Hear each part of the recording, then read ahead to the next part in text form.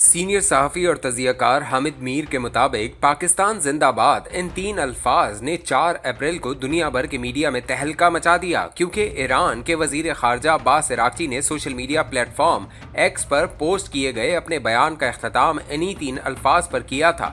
ईरानी वज़ीर ख़ारजा ने अपने बयान के साथ एक वीडियो भी पोस्ट की जिसमें ईरानी अवाम तेहरान की सड़कों पर पाकिस्तान जिंदाबाद के नारे लगा रहे थे।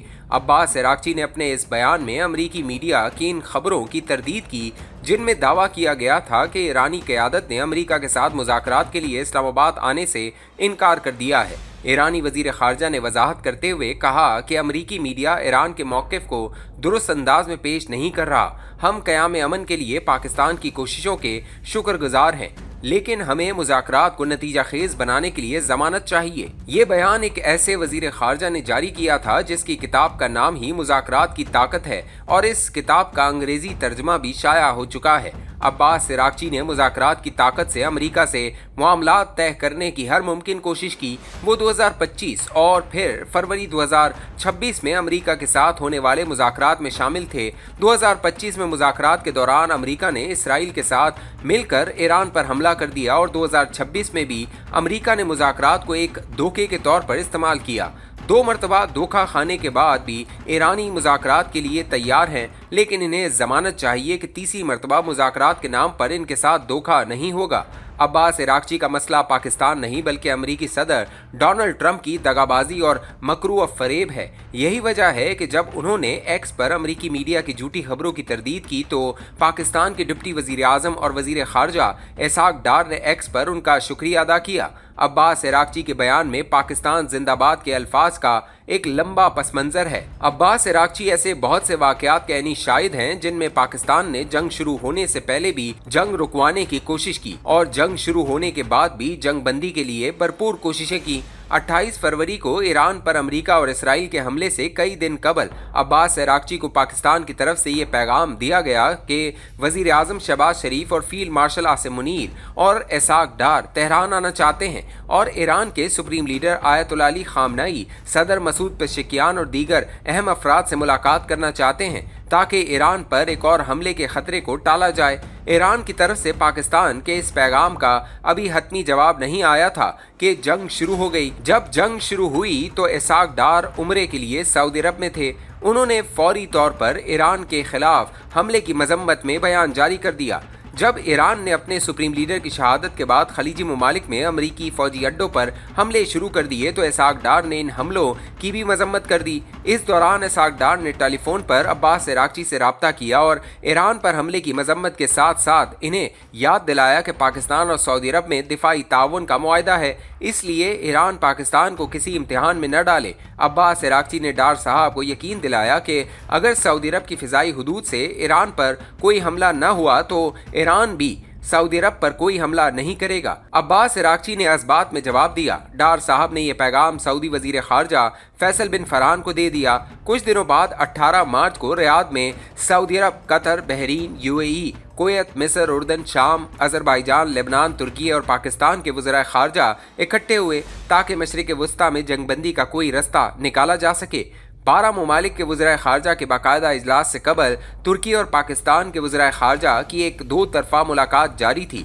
तुर्क वज़ीर ख़ारजा हक्कान फ़िदान ने इसहाक़ डार को बताया कि इसराइल की तरफ से तुर्की को जंग में घसीटने के लिए फॉल फ्लैग ऑपरेशन किए जा रहे हैं।